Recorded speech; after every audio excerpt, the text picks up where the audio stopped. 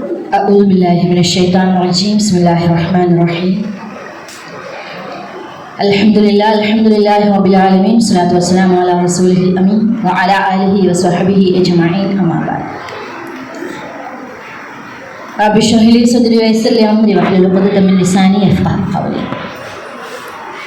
ആദരണീയനായ ഈ പരിപാടിയുടെ അധ്യക്ഷൻ അവിനാഷ് സാഹിബ്, ഈ പരിപാടിയിൽ പ്രൗഢഗംഭീരമായ രീതിയിൽ വിഷയം അവതരിപ്പിച്ച ജമാഅത്തെ ഇസ്ലാമി കേരള ഹൽക്ക സെക്രട്ടറി ബഹുമാന്യനായ ഷിഹാബ് സാഹിബ്, ഈ പരിപാടികളെ സമാപനം നിർവഹിക്കുന്ന PA മുഹമ്മദ് ഇബ്രാഹിം സാഹിബ്, ജമാഅത്തെ ഇസ്ലാമി വനിതാ വിഭാഗം ജില്ലാ പ്രസിഡന്റ് സക്കീന സാഹിബ, മറ്റു വിശിഷ്ട വ്യക്തിത്വങ്ങളെ, എൻ്റെ മുമ്പിലിരിക്കുന്ന പ്രിയ സഹോദരിമാരെ, സഹോദരന്മാരെ, കൊച്ചുമക്കളെ, അസ്സലാമു അലൈക്കും വറഹ്മത്തുള്ളാഹി വബറകാതുഹു. ആദ്യമേ ഏതൊരു ലക്ഷ്യത്തിന് വേണ്ടിയാണോ നാം ഇവിടെ ഒരുമിച്ച് ചേർന്നത്, ആ ലക്ഷ്യം അല്ലാഹു സുബ്ഹാനഹു വ തആല വളരെ മനോഹരമായ രീതിയിൽ നമ്മിൽ നിന്നും പൂർത്തീകരിച്ചു തരുമാറാവട്ടെ. കൺകുളിർമയുള്ള ഒരു കുടുംബം നൽകി നാഥൻ നമ്മെ ഏവരെയും അനുഗ്രഹിക്കുമാറാവട്ടെ. ബിസ്മില്ലാഹിർ റഹ്മാനിർ റഹീം. യാ അയ്യുഹന്നാസു ഇന്നാ ഖലഖനാകും മിൻ ദക്കരിൻ വ ഉൻസ വജഅൽനാകും ശുഊബൻ വ ഖബാഇലൻ ലിതആറഫു ഇന്ന അക്രമകും ഇൻദല്ലാഹി അത്ഖാകും ഇന്നല്ലാഹ അലീമുൻ ഖബീർ. സദഖല്ലാഹു അലൈഹിൽ അദീം. തണലാണ് കുടുംബം എന്ന ക്യാപ്ഷനോടുകൂടി ജമാഅത്തെ ഇസ്ലാമി കേരള ഘടകം സംഘടിപ്പിക്കുന്ന ക്യാമ്പയിനോടനുബന്ധിച്ചുള്ള ഒരു പ്രോഗ്രാമിലാണ് നമ്മളുള്ളത്. എനിക്ക് തോന്നുന്നു വലിയ ഒരു ഇടിയോടും മിന്നലോടും കൂടി ഒരു മഴ പെയ്തതിന് ശേഷം ഇനി അതിൻ്റെ വിഷയാവതരണത്തിൽ പ്രത്യേകിച്ചൊന്നും പറയാനുണ്ടാവുമെന്ന് തോന്നില്ല. എങ്കിലും ഇത് ചിലപ്പോൾ ഒരു ദിവസത്തെ ഒരു പ്രോഗ്രാം കൊണ്ടോ ഒരു മാസക്കാലത്തെ ക്യാമ്പയിൻ കൊണ്ടോ തീരുന്ന വിഷയമല്ല.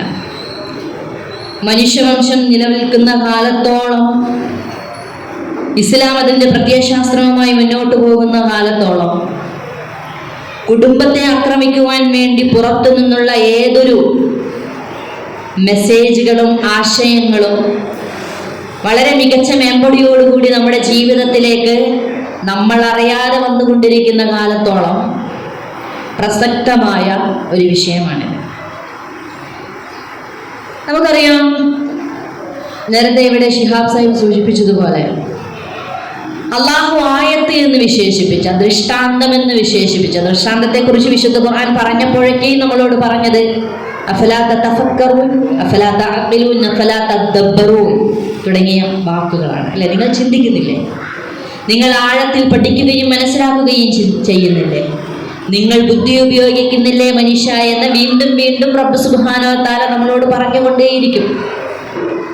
മഴയെക്കുറിച്ച് ചിന്തിക്കാൻ പറയുമ്പോൾ ആരാണിത് സൃഷ്ടിച്ചത്, നിങ്ങളാണോ അതോ ഞാനാണോ എന്നതാണ് റബ്ബ് സുബ്ഹാനഹു വ തആലയുടെ അടുത്ത ചോദ്യം. നിങ്ങൾ വേറൊന്നിലേക്ക് നോക്കിയില്ലെങ്കിൽ നിങ്ങൾ നിങ്ങളെ തന്നെ ഒന്ന് കുറച്ചു സമയത്തേക്കെങ്കിലും ഒരു ചിന്തക്ക് വിധേയമാക്കുക. നിങ്ങളുടെ കണ്ണ് നിങ്ങൾക്ക് നൽകിയ കാലുകൾ, കൈകൾ, നിങ്ങളുടെ കാഴ്ച, നിങ്ങളുടെ മസ്തിഷ്കം, നിങ്ങളുടെ ബോഡി, നിങ്ങളുടെ സകല അവയവങ്ങളെക്കുറിച്ചും ഒരു നിമിഷമെങ്കിലും ചിന്തിച്ചാൽ നിങ്ങൾക്കതിൻ്റെ ദൃഷ്ടാന്തം മനസ്സിലാകുമെന്ന് അല്ലാഹു സുബ്ഹാനഹു വ തആല പറയുന്നത് കേൾക്കാം. എന്ന് പറഞ്ഞാൽ എങ്ങനെയാണ് ഒരു കുടുംബം ദൃഷ്ടാന്തമാവുക എന്നത് ഒരു ചെറിയൊരു ഉദാഹരണത്തിലൂടെ പറയാം. ഇവിടെ നമ്മളെല്ലാവരും ഇരിക്കുന്ന സമയത്ത് പെട്ടെന്നൊരു ശക്തമായ മഴയോ അല്ലെങ്കിൽ കാറ്റോ, പെട്ടെന്ന് ഏതെങ്കിലും ഒരു ദുരന്തമോ വന്നു എന്ന് വിചാരിക്കാം. നമ്മുടെ മക്കളൊക്കെയും മുറ്റത്ത് കളിക്കുന്നുണ്ട്, കുഞ്ഞു മക്കളൊക്കെയും മുറ്റത്ത് കളിക്കുന്നുണ്ട്. ആ സമയത്ത് നമ്മൾ വെപ്രാളപ്പെട്ട് നമ്മളുടെ കുട്ടിയെ എടുക്കാനായി ഓടിപ്പോകും, അല്ലേ? ആ സമയത്ത് നല്ല വെളുത്ത് തുടുത്ത് മഞ്ചുള്ളൊരു കുട്ടിയുണ്ടെന്ന് വിചാരിക്കാം. തൽക്കാലത്തേക്ക് ഈ കുഞ്ഞിനെ എടുത്തു കളയാമെന്ന് നമ്മൾ ഒരിക്കലും കരുതില്ല. കാരണം എത്ര സൗന്ദര്യത്തിൻ്റെ വെമ്പൊടി അവനില്ലെങ്കിലും, ഏതൊരു കാറ്റഗറിയിൽ അവൻ ഉൾപ്പെടില്ല എങ്കിലും എൻ്റെ കുഞ്ഞിനാണ് എനിക്ക് ആ സമയത്ത് ഏറ്റവും പ്രിയപ്പെട്ടതായിരിക്കുക. എൻ്റെ കുഞ്ഞിന് എന്ത് പറ്റി എന്ന് നമ്മൾ തിരയുമ്പോൾ എൻ്റെ കുഞ്ഞ് എന്നത് കാലങ്ങളായി ഞാൻ താലോലിച്ച് പുന്നാരിച്ച് മോളെ മോനെ എന്ന് വിളിക്കുന്ന എൻ്റെ കുഞ്ഞാണ് നമുക്ക് ആ സമയത്ത് പ്രിയപ്പെട്ടതായി തീരുക. അതുകൊണ്ടാണ് റബ്ബ് സുബ്ഹാനഹു വ തആല കുടുംബത്തെ കുറിച്ച് പറഞ്ഞപ്പോൾ, മവദ്ദത്തിനെ കുറിച്ചും റഹ്മത്തിനെ കുറിച്ച് പറഞ്ഞപ്പോഴും ഞാനാണത് നിങ്ങൾക്കിടയിൽ ഇട്ടു തരുന്നത് എന്ന് റബ്ബ് സുബ്ഹാനഹു വ തആല പറയാൻ കാരണം, ഏതോ ഒരിടത്ത് ജീവിക്കുന്നല്ല മലപ്പുറംകാരെയും ഈരാറ്റുപേട്ടക്കാരനും എങ്ങനെയാണ് വ്യത്യസ്തങ്ങളായ രണ്ട് ജില്ലകളിൽ നിന്നും ഒരുമിച്ച് ജീവിക്കുമ്പോൾ അവർക്കിടയിൽ എങ്ങനെയാണ് മവദ്ദത്തും റഹ്മത്തും സാധ്യമാകുന്നത് എന്ന് ചോദിച്ചാൽ, നീ എവിടെ കിടക്കുന്ന ആളാണ്, പക്ഷെ എനിക്കെങ്ങനെയാണ് നീ ഇത്രമാത്രം പ്രിയപ്പെട്ടവളായി തീർന്നത് എന്ന ചോദ്യത്തിലുണ്ട് എന്താണ് റബ്ബ് സുബ്ഹാനഹു വ തആല പറഞ്ഞ കുടുംബം എന്നത് എന്ന് നമുക്ക് കാണാൻ സാധിക്കും. അപ്പോൾ ഇത് ചെറിയൊരു ദൃഷ്ടാന്തമല്ല, ഇത് വലിയൊരു ദൃഷ്ടാന്തമാണ്, റബ്ബിന്റെ മഹത്തായ ദൃഷ്ടാന്തമാണ്. ഈ ദൃഷ്ടാന്തത്തെ അതിൻ്റെ എല്ലാ മനോഹാരിതയോടുകൂടി നിലനിൽപ്പിക്കുക എന്നത് തീർച്ചയായും ഒരു വിശ്വാസിയെ സംബന്ധിച്ചിടത്തോളം നമ്മുടെ ബാധ്യതയാണ്. നമ്മൾ വിചാരിക്കും അങ്ങനെ പ്രത്യേകിച്ച് ആക്രമണങ്ങളൊന്നും ഇല്ലല്ലോ അല്ലേ? പക്ഷെ നേരത്തെ ഇവിടെ സൂചിപ്പിച്ചതുപോലെ നമ്മളുടെ പുതിയ തലമുറ, നമ്മളുടെ ആൺകുട്ടികളും പെൺകുട്ടികളും അടങ്ങുന്ന പുതിയ തലമുറ ചിന്തിച്ചു കൊണ്ടിരിക്കുന്നത് എന്തിനെ കുറിച്ചാണെന്നത് അറിയേണ്ടവരാണ് നമ്മൾ. വെറുതെ അവരോട് നിന്റെ ചിന്തയൊക്കെ പിഴച്ചു പോയിരിക്കുന്നു എന്ന് പറഞ്ഞതുകൊണ്ട് മാത്രം കാര്യമുണ്ടാവില്ല. രോഗം എന്തെന്ന് അറിഞ്ഞിട്ട് വേണം നമ്മൾ രോഗത്തെ ചികിത്സിക്കാൻ. കഴിഞ്ഞ ദിവസം സോഷ്യൽ മീഡിയയിൽ ഏറെ എല്ലാവരും ആഘോഷിച്ച വൈറലായിട്ടുള്ള ഒരു കഥയുണ്ടായിരുന്നു. കാസർഗോഡ് ജില്ലാ കലോത്സവത്തിന്റെ സമയമാണല്ലോ, ഒരു 8ാം ക്ലാസ്സുകാരിയായ ഒരു മുസ്ലിം പെൺകുട്ടി എഴുതിയ ഒരു കഥക്കാണ് 1ാം സമ്മാനം ലഭിച്ചത്. ആ കഥയുടെ പേര്, അവൾക്ക് കൊടുത്ത വിഷയം ഹൃദയങ്ങൾ ഒളിച്ചു സൂക്ഷിക്കുന്ന ലോകം എന്നതായിരുന്നു. അവൾ എഴുതിയത്, ആ കഥക്ക് അവൾ ഇട്ട തലക്കെട്ട്, സ്ത്രീത്വം എന്നത് എല്ലാത്തിനും വിധേയപ്പെടാനുള്ള സങ്കല്പമാണെന്ന് അമ്മ ദൃഢമായി വിശ്വസിക്കുന്നു എന്നതാണ് അവൾ കൊടുത്ത തലക്കെട്ട്. ഒരു ലെങ്തി തലക്കെട്ടാണ്. നമ്മൾ വിചാരിക്കും അല്ലോ ഇത്രയും ലെങ്തി ഒരു തലക്കെട്ടാണ്. പക്ഷെ എന്താണ് അവൾ ആ കഥയിലൂടെ പറഞ്ഞത് എന്നും എങ്ങനെയാണ് ഒരു പെൺകുട്ടി ചിന്തിക്കുന്നത് എന്നത് 1ാം സ്ഥാനം നേടിയ ആ കഥയിലുണ്ടെന്നാണ് ഞാൻ വിശ്വസിക്കുന്നത്. അതിനുശേഷം അവൾ കുറേ കാര്യങ്ങൾ പറയുന്നുണ്ട്. അമ്മ നന്നായിട്ട് വായിക്കുമായിരുന്നു, അമ്മ ലൈബ്രറിയിൽ ആർത്തിയോടുകൂടി പുസ്തകങ്ങൾക്കിടയിൽ പോകുമായിരുന്നു. പക്ഷേ ഒടുവിൽ അമ്മ എപ്പോഴോ ഒരിക്കലും എഴുതാത്തവളായി തീർന്നു. പുസ്തകങ്ങൾ വായിച്ചു തീർക്കുന്ന പുസ്തകങ്ങൾ മാത്രമോ ഒരക്ഷരം എഴുതാത്തവളായിട്ട് അമ്മ എപ്പോഴാണ് മാറിയത്. അമ്മ ഇപ്പോഴും വിചാരിക്കുന്നുണ്ട് മറ്റുള്ളവരുടെ കൊച്ചു കൊച്ചു സന്തോഷത്തിന് വേണ്ടി ജീവിക്കുകയും സ്വന്തം സന്തോഷം മറക്കുകയും ചെയ്യുക എന്നതാണ് നല്ല ഒരു അമ്മയുടെ ലക്ഷണമെന്ന് അമ്മ ഇപ്പോഴും വിശ്വസിക്കുന്നു. ഒടുവിൽ ആ പെൺകുട്ടി പറയുന്നുണ്ട്, ഞാൻ ബസ്സിൽ കയറിയ സമയത്ത് കുറച്ചുകൂടി കാറ്റ് കിട്ടുന്ന ആണുങ്ങളുടെ സീറ്റിലേക്ക് ഇരിക്കാൻ പോയപ്പോൾ എൻ്റെ ടീച്ചർ എന്നെ കണ്ണുരുട്ടി നോക്കിക്കൊണ്ട് പെണ്ണുങ്ങൾക്ക് വേണ്ടി ആണുങ്ങൾ നിശ്ചയിച്ച സീറ്റിൽ തന്നെ പോയി ഇരുന്നാൽ മതിയെന്ന് എന്നെ കണ്ണുരുട്ടി കാണിച്ചു. എന്നിട്ട് ആ പെൺകുട്ടി അവസാനം പറഞ്ഞു വെക്കുന്നത് ഇങ്ങനെയാണ്, ഞാൻ യാത്ര ചെയ്തുകൊണ്ടിരിക്കുമ്പോൾ കൽപ്പടവിൽ ആരെയും ഭയക്കാതെ കിടന്നുറങ്ങുന്ന ഒരു സുന്ദരി പൂച്ചയെ ഞാൻ കണ്ടു. ഒരു പെൺകുട്ടിയുടെ ജീവിതം എനിക്ക് എന്തിനാണ് എൻ്റെ ദൈവം തന്നത്, ഒരു സുന്ദരി പൂച്ചയായിട്ട് എനിക്ക് വിലസി നടക്കാമായിരുന്നല്ലോ എന്നാണ് ഞാൻ ഓർക്കുന്നത് എന്ന് പറഞ്ഞിട്ടാണ് ആ കുട്ടി ആ കഥ അവസാനിപ്പിക്കുന്നത്. എന്ന് പറഞ്ഞാൽ നമുക്ക് മുമ്പിൽ നമ്മളുടെ കൂടെ വളർന്നുകൊണ്ടിരിക്കുന്ന നമ്മളുടെ മക്കളിലേക്ക് നമ്മളറിയാതെ ഇഞ്ചക്ട് ചെയ്യുന്നതൊന്നും എന്തെല്ലാം അത്ര നിസ്സാരമല്ല എന്നർത്ഥം. ധാരാളമായിട്ട് വായിക്കുകയും പഠിക്കുകയും ചെയ്യുന്ന കുടുംബത്തിനെ കുറിച്ചുള്ള കൺസെപ്റ്റിനെ കുറിച്ച് നമ്മൾ പറയുമ്പോൾ ധാരാളക്കണക്കിന് ചോദ്യങ്ങൾ നമ്മുടെ മുമ്പിൽ ഉണ്ടാകുമെന്നതാണ് യഥാർത്ഥത്തിലുള്ള വസ്തുത. അതുകൊണ്ട് ഒരു ചെവിയിലൂടെ കേട്ട് മറു ചെവിയിലൂടെ വിട്ട് നമ്മൾക്കൊരിക്കലും ഈ സദസ്സിൽ നിന്നും പോകുവാൻ സാധ്യമല്ല എന്നതും കൂടി ഇസ്ലാമിക പ്രസ്ഥാനം കൃത്യമായിട്ട് മനസ്സിലാക്കുന്നത് കൊണ്ടാണ് ഇതിനെ ക്യാമ്പസുകളിലൂടെ, നമ്മുടെ യൂത്തിലൂടെ, വിദ്യാർത്ഥി സമൂഹത്തിലൂടെ, ആണുങ്ങളിലൂടെ, പെണ്ണുങ്ങളിലൂടെ സകല ജനസമൂഹത്തിലേക്കും ഈ ഒരു സന്ദേശം എത്തണമെന്നത് ഇസ്ലാമിക പ്രസ്ഥാനം ആഗ്രഹിക്കുന്നത്. ഇവിടെ പഠിക്കേണ്ടുകയും പുനർചിന്തയ്ക്ക് വിധേയമാക്കുകയും ചെയ്യേണ്ടുന്ന പല കാര്യങ്ങളുമുണ്ട്. ഈയടുത്ത് എന്തുകൊണ്ടാണ് നമ്മൾ ഇസ്ലാമിന്റെ നിയമങ്ങൾ യഥാർത്ഥത്തിൽ നമ്മൾ പഠിച്ചിട്ടുണ്ടോ ചോദ്യമാണല്ലോ അല്ലെ? അല്ലാഹു സുബ്ഹാനഹു വ തആല വിശുദ്ധ ഖുർആനിൽ കുടുംബവുമായി ബന്ധപ്പെട്ടും നമ്മുടെ ജീവിതവുമായി ബന്ധപ്പെട്ടും പറഞ്ഞ നിയമങ്ങളെ എത്ര അർത്ഥത്തിൽ മുസ്ലിം സമുദായത്തിന് അറിയാമെന്നത് ഒരു വലിയ ക്വസ്റ്റ്യൻ ആണല്ലോ. ഈയടുത്ത് ബ്രണ്ടൻ കോളേജിൽ, മഹാരാജാസ് കോളേജ് അടക്കമുള്ള കേരളത്തിലെ തന്നെ പ്രമുഖരായ കലാലയങ്ങളിൽ പെൺകുട്ടികളോടും ആൺകുട്ടികളോടും ചോദിച്ചു, നിങ്ങൾക്ക് എന്താണ് അനന്തരാവകാശവുമായി ബന്ധപ്പെട്ട് പറയാനുള്ളത്? നമ്മളുടെ മക്കൾ നമ്മളോട് ചോദിക്കുന്ന ക്വസ്റ്റ്യനാണത്. അപ്പോൾ അവർ പറഞ്ഞ മറുപടി, ഞങ്ങൾക്ക് ജെൻഡർ ഈക്വാലിറ്റിയിലാണ് വിശ്വാസം, ആണും പെണ്ണും ഒരേപോലെയാണ്. അതുകൊണ്ട് അവിടെ നടക്കേണ്ടത് വേണ്ടത് ജെൻഡർ ജസ്റ്റിസ് ആണ്. അതുകൊണ്ട് ആണിനും പെണ്ണിനും ഇസ്ലാമികമായിട്ടാണെങ്കിലും സ്വത്ത് വിഹിതം വെക്കുമ്പോൾ ഒരുപോലെ അവകാശം കിട്ടണമെന്നാണ് ഞങ്ങൾ ആഗ്രഹിക്കുന്നത്. അവിടെ എന്തില്ല, ഡിസ്ക്രിമിനേഷൻ പാടില്ല എന്നതാണ് ഞങ്ങൾ വിശ്വസിക്കുന്നത്. നിങ്ങൾ ഏക സിവിൽ കോഡിനെ കുറിച്ചൊക്കെ സംസാരിച്ചോ, അതൊക്കെ വേറെ വശം. ഏക സിവിൽ കോഡ് വരണമെന്നൊന്നും ഞങ്ങൾ ആഗ്രഹിക്കുന്നില്ല. പക്ഷേ ഇസ്ലാമിന്റെ കുടുംബപരമായിട്ട് ഒരു പെണ്ണിനെയും ആണിനെയും അവിടെ ജെൻഡർ ഡിസ്ക്രിമിനേഷൻ കാണിക്കാൻ പാടില്ല എന്ന് പറയുമ്പോൾ നമ്മളൊന്ന് ആലോചിച്ചു, എന്താണ് അനന്തരാവകാശവുമായി ബന്ധപ്പെട്ട് റബ്ബ് സുബ്ഹാനഹു വ തആല പഠിപ്പിച്ചത്? എങ്ങനെയാണ് നമ്മുടെ മക്കളിലേക്ക് അത് പറഞ്ഞു കൊടുക്കുക എന്നത് വലിയൊരു ചോദ്യമാണല്ലോ. ഞാനതിനെ സാധാരണ ക്യാമ്പുകളിലൊക്കെ പങ്കെടുക്കുന്ന സമയത്ത് കുട്ടികളോട് ചോദിക്കുന്ന ഒരു ചോദ്യമുണ്ട്. അല്ല, നിങ്ങൾക്ക് ഒരു ചെറിയ ഉദാഹരണം ഞാൻ പറഞ്ഞുതരാം. നമ്മുടെ മോനും മോളും എന്തെങ്കിലും ഒരു കടയിലേക്ക്, ഒരു മാർക്കറ്റിലേക്ക് നമ്മൾ അയക്കുകയാണ്. മോനോട് പറഞ്ഞു ഒരു 1000 രൂപ കൊടുത്ത് മോനോട് പറയുകയാണ്, നീ എന്ത് ചെയ്യണം, വീട്ടിലേക്കുള്ള കുറച്ച് സാധനങ്ങൾ, ഫ്രൂട്ട്സും പച്ചക്കറിയൊക്കെ വാങ്ങണം. നിനക്ക് ഇഷ്ടപ്പെട്ട ചോക്ലേറ്റ് നീ വാങ്ങിക്കോ, കൂടെ എന്ത് ചെയ്യണം, നീ തിന്നുന്ന ചോക്ലേറ്റിൽ നിന്ന് കുറച്ച് നിന്റെ കൂടെയുള്ള അനുജത്തിക്കും കൊടുക്കണം. 500 രൂപ അങ്ങോട്ടേക്ക് കൂടെ പോകുന്ന അനുജത്തിയുടെ മോളുടെ കയ്യിൽ കൊടുത്തിട്ട് പാരന്റ് പറയും, നിനക്കിഷ്ടമുള്ള ചോക്ലേറ്റ് ഒക്കെ വാങ്ങിക്കോ, നിനക്കിഷ്ടപ്പെട്ട ബാക്കി സാധനങ്ങളോ വളയോ ഒന്നും വാങ്ങിക്കോ. നീ വാങ്ങുന്ന ചോക്ലേറ്റ് നിന്റെ ഇക്കാക്കാക്ക് കൊടുക്കേണ്ടതുണ്ടോ? ആണോ?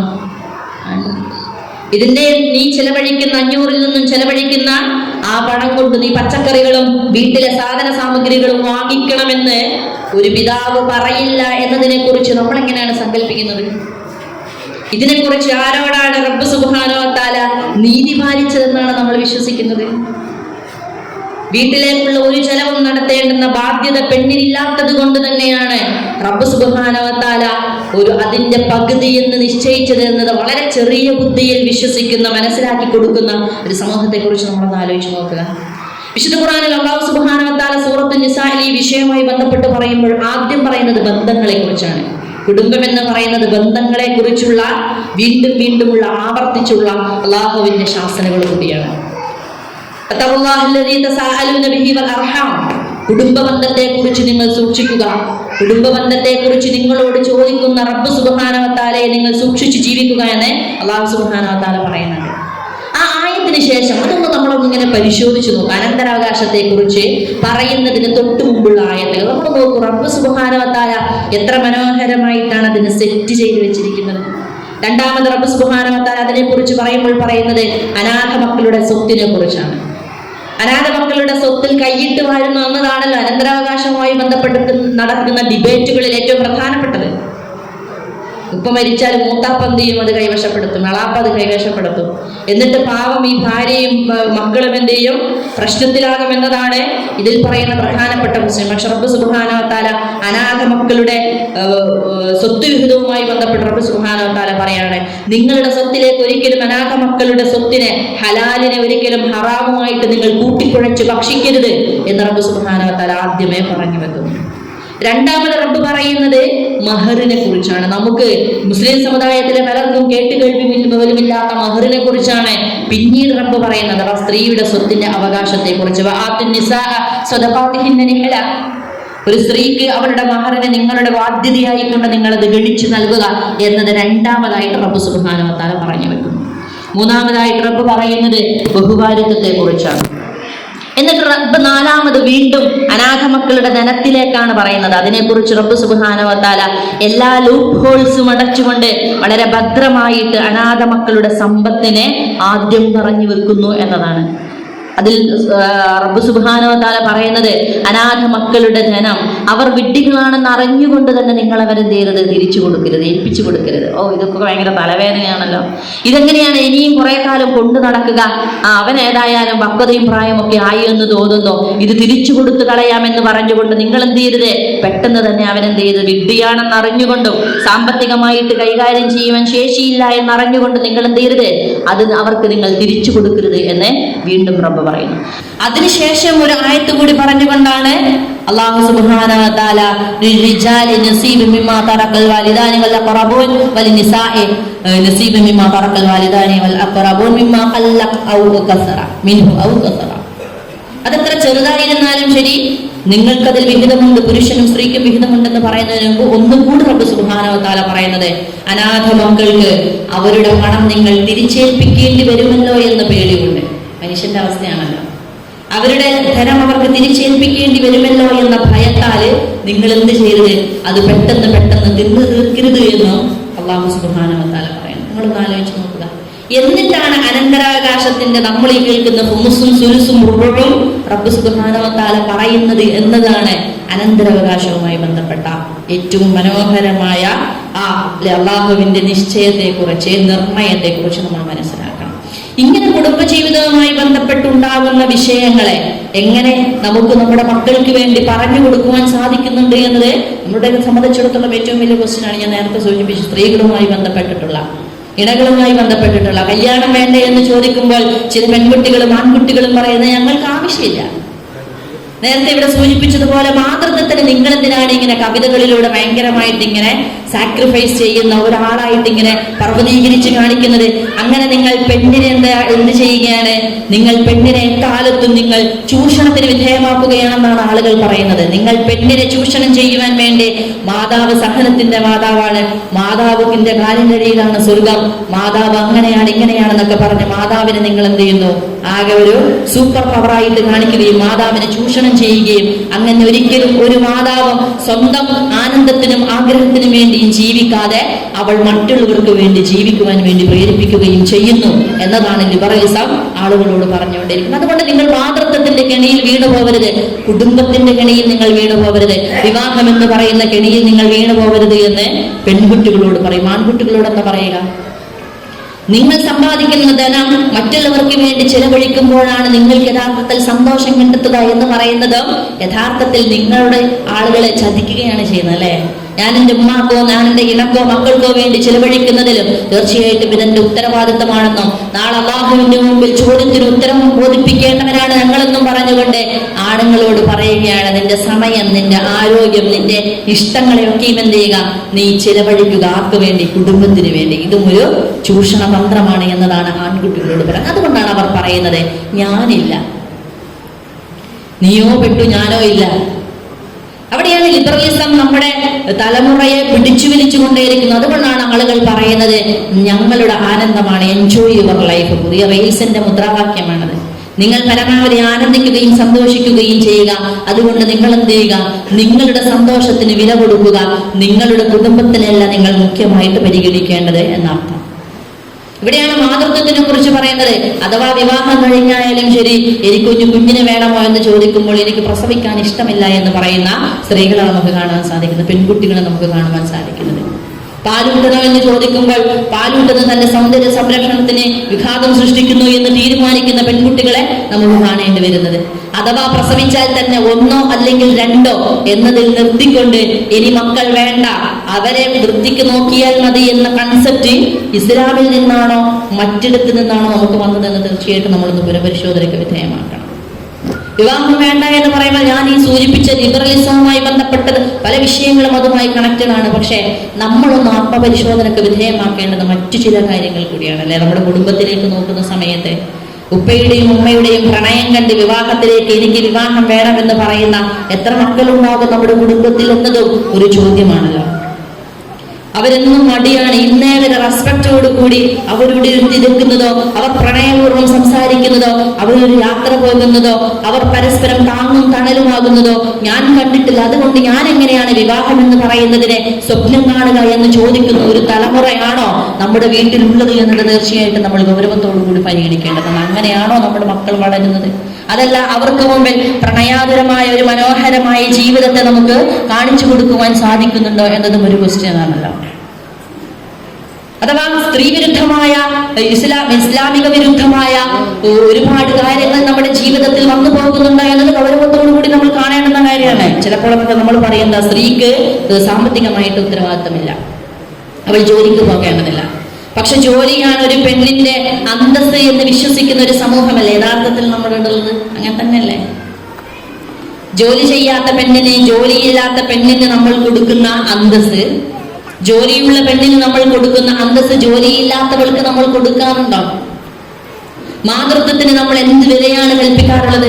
ഒരു കുഞ്ഞിന് തർബിയത്ത് കൊടുക്കുക, അവരെ ഏറ്റവും നല്ല രീതിയിൽ ശിക്ഷണത്തോടു കൂടി വളർത്തുക എന്ന് പറയുന്നതിനെ നമ്മൾ വലിയ വാല്യൂ ആയിട്ട് കാണാറുണ്ടോ?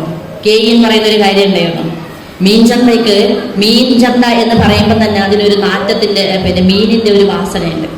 മീൻചന്ത എന്ന് പറയുമ്പോൾ ആ ഒരു പദത്തിൽ നിന്നും ആ മീൻചന്തയുടെ നാറ്റം പോക്കുവാൻ വേണ്ടിയിട്ടാണ് ഫിഷ് മാർക്കറ്റ് എന്ന് ആളുകൾ പറഞ്ഞു വന്നത്. അതോടുകൂടി എന്ത് ചെയ്തു, മീൻചന്ത എന്ന് പറയുമ്പോഴുണ്ടാകുന്ന ആ സ്മെല്ല് അങ്ങോട്ട് മാറിക്കിട്ടി. ഫിഷ് മാർക്കറ്റ് എന്ന് പറയുമ്പോൾ ആ സ്മെല്ല്, മീനിന്റെ സ്മെല്ല് അങ്ങോട്ട് മാറിക്കിട്ടി എന്ന് പറഞ്ഞതുപോലെ നമ്മുടെ മക്കൾക്ക് ചോദിക്കുക, എന്താ ഉമ്മ ചെയ്യുന്നത്?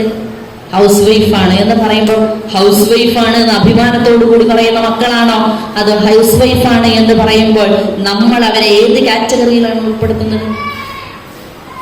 ഉമ്മാക്ക് ജോലിയില്ല എന്ന് പറയുമ്പോഴേ ഇസ്ലാമിൽ നമ്മൾ പറയുന്നു പെണ്ണിന് സാമ്പത്തികമായിട്ട് യാതൊരു ബാധ്യതയുമില്ല.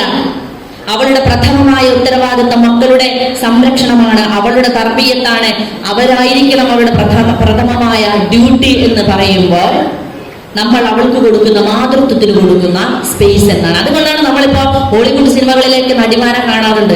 കാരണം ഫ്രീഡം എന്ന് പറയുന്നത് റബ്ബ് സുബ്ഹാനഹു വ തആല നേരത്തെ മഹബ്ബത്തിനെയും റഹ്മത്തിനെയും കുറിച്ച് പറഞ്ഞതുപോലെ ഒരു പെണ്ണിന് കുഞ്ഞിനെ താലോലിക്കുവാനുള്ള മനസ്സെന്നത് റബ്ബ് സുബ്ഹാനഹു വ തആല അവരിൽ നിക്ഷേപിച്ചിട്ടുള്ള ഒന്നാണ്. അതുകൊണ്ട് ആണിനേക്കാളും കൂടുതൽ ഒരു കുഞ്ഞിനെ ഏറ്റവും മനോഹരമായിട്ട് കൈകാര്യം ചെയ്യുവാനുള്ള ശേഷി ഒരു പെണ്ണിനാണുള്ളത്. അത് ബൈ ബോൺ അവളിൽ സെറ്റ് ചെയ്ത് വെച്ചിട്ടുണ്ട് റബ്ബ് സുബ്ഹാനഹു വ തആല. അതുകൊണ്ടാണ് ഇന്ന് ബോളിവുഡിലെ നടിമാരെ സ്വയം പ്രസവിച്ചിട്ടില്ല എങ്കിലും പെക്സിനെ കൊണ്ട് നടക്കുന്നത്. അവർക്ക് നായ്ക്കുട്ടിയും പൂച്ചക്കുട്ടിയും ഉണ്ടാകും. അതല്ല എങ്കിൽ അവർ ദത്തെടുക്കും. കാരണം എന്താ, ഒരു സ്ത്രീത്വം എന്ന് പറയുന്ന, മാതൃത്വം എന്ന് പറയുന്ന വികാരം അവർ പൂർത്തീകരിക്കാൻ ശ്രമിക്കുന്നു. അതിലൂടെയാണ് എന്നതാണ് ഇന്ന് നമ്മൾ കണ്ടുകൊണ്ടിരിക്കുന്ന വിരോധാഭാസം.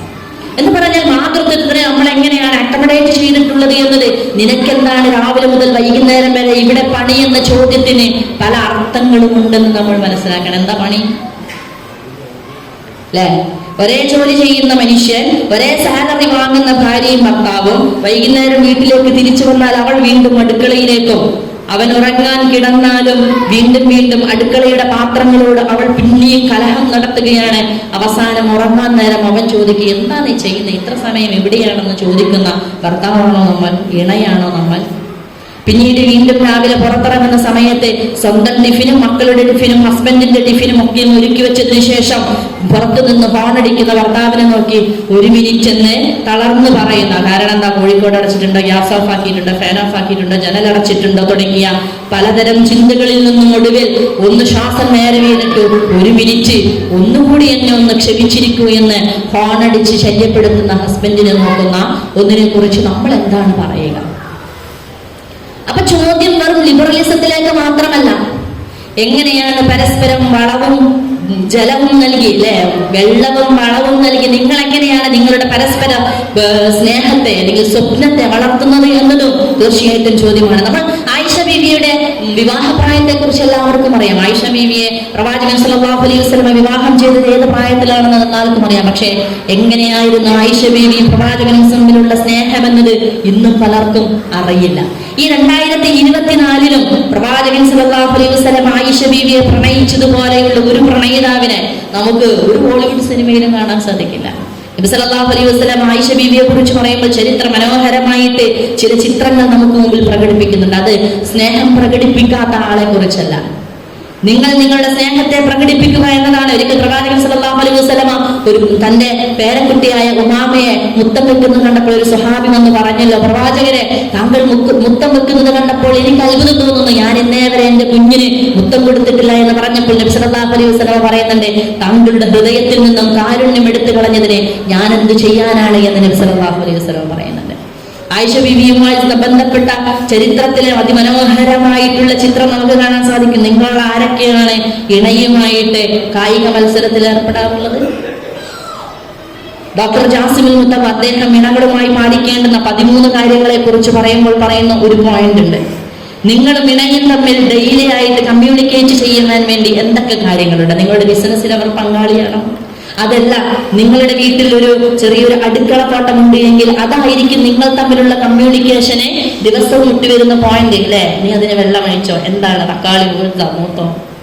നിങ്ങളുടെ മക്കളുടെ സ്വപ്നത്തിനെ കുറിച്ചും അവരുടെ ഭാവിയെ കുറിച്ചും നിങ്ങൾ പരസ്പരം കൈമാറ്റം ചെയ്യാറുണ്ടോ, വർത്തമാനം പറയാറുണ്ടോ? ഒരു പോയിന്റാണത്.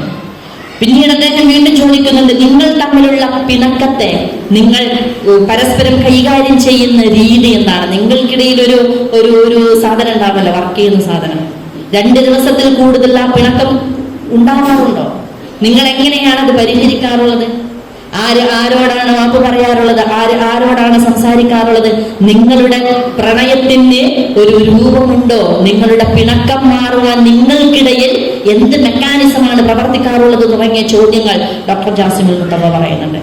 നബി സല്ലല്ലാഹു അലൈഹി വസല്ലമയെ കുറിച്ച് പറയുമ്പോൾ, ആയിഷ ബീവിയെ കുറിച്ചും പറയുന്ന സമയത്ത് അവരുമായിട്ട് കായിക വിനോദങ്ങളിൽ ഏർപ്പെടുന്ന പ്രവാചകൻ എന്നത് നമ്മളിപ്പം പറയുമ്പോൾ പിന്നെ ഓടിക്കളിക്കുകയല്ലേ എന്നായിരിക്കും ചില ആളുകൾ ചോദിക്കാം.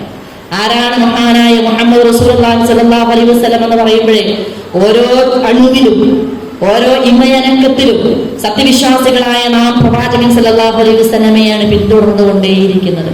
ആയിഷ ബീവി വെള്ളം കുടിച്ച് ഒരു ഗ്ലാസ് അവിടെ മേശപ്പുറത്ത് വെച്ചിട്ടുണ്ടെങ്കിൽ നബി സല്ലല്ലാഹു അലൈഹി വസല്ലമ അതിൽ നിന്നും വീണ്ടും വെള്ളം കുടിക്കുകയാണെങ്കിൽ പ്രവാചകൻ സല്ലല്ലാഹു അലൈഹി വസല്ലമ ആ ഗ്ലാസിൽ നിന്ന് വെള്ളം കുടിക്കുമെന്ന് മാത്രമല്ല, എവിടെയാണോ ആയിഷ ബീവി ചുണ്ടുവെച്ചത് അവിടെ ചുണ്ടുവെച്ച് പ്രവാചകൻ സല്ലല്ലാഹു അലൈഹി വസല്ലമ വെള്ളം കുടിക്കാറുണ്ടായിരുന്നു എന്ന് ചരിത്രം നമ്മളെ കാണിക്കുന്നുണ്ട്. ഞാൻ നിന്നെ സ്നേഹിക്കുന്നു ആയിഷ എന്ന് പ്രഖ്യാപിക്കുന്ന പ്രവാചകൻ സല്ലല്ലാഹു അലൈഹി വസല്ലമ നമുക്ക് കാണുവാൻ സാധിക്കും. അതുകൊണ്ടാണ് അംർ ഇബ്നുൽ ആസ് റളിയല്ലാഹു അൻഹു ഒരിക്കൽ സല്ലല്ലാഹു അലൈഹി വസല്ലമയെ ചോദിക്കുന്നുണ്ട്, അല്ലയോ പ്രവാചകരെ, താങ്കൾക്ക് ഏറ്റവും ഇഷ്ടം ഈ ലോകത്ത് ആരോടാണ്? താങ്കൾ ഏറ്റവും കൂടുതൽ ഇഷ്ടപ്പെടുകയും സ്നേഹിക്കുകയും ചെയ്യുന്നത് ആരെയാണെന്ന് പറഞ്ഞപ്പോൾ ആയിഷ ബിൻത് അബീ ബക്കർ എന്നതാണ് പ്രവാചകൻ സല്ലല്ലാഹു അലൈഹി വസല്ലമ പറഞ്ഞ മറുപടി. അതിലൊരു കുറച്ചിലും അദ്ദേഹത്തിനുണ്ടായിരുന്നില്ല. രണ്ടാമത് ആരെയാണ് പ്രവാചകരെ എന്ന് ചോദിക്കുമ്പോൾ ആയിഷയുടെ പിതാവ് അബൂബക്കറിനെ എന്നാണ് അദ്ദേഹം പറഞ്ഞ മറുപടി. നിങ്ങളൊന്ന് ആലോചിച്ച് നോക്കുക. തന്റെ ഇണയെ സ്നേഹിക്കുന്നു എന്നും തന്റെ കുഞ്ഞിനെ ലാളിക്കുന്നതും ഒരു നെഗറ്റീവായിട്ട് കണ്ടിരുന്ന കാലം മാറി, അൽഹംദുലില്ലാഹ്. പക്ഷേ ഇതാണ് എന്റെ പൗരുഷത്തിന്റെ അടയാളമെന്ന് വിശ്വസിക്കുന്ന ഒരു കൂട്ടരാണ് നമ്മളെങ്കിൽ തിരുത്തലിന് വിധേയമാക്കേണ്ടുന്ന കാലം അതിക്രമിച്ചു എന്ന് സാരം. അപ്പോൾ കുടുംബം എന്ന് പറയുന്നത് മനോഹരമായ രീതിയിൽ നേരത്തെ ഖദീജ ബീവിയെ കുറിച്ച് പറഞ്ഞു.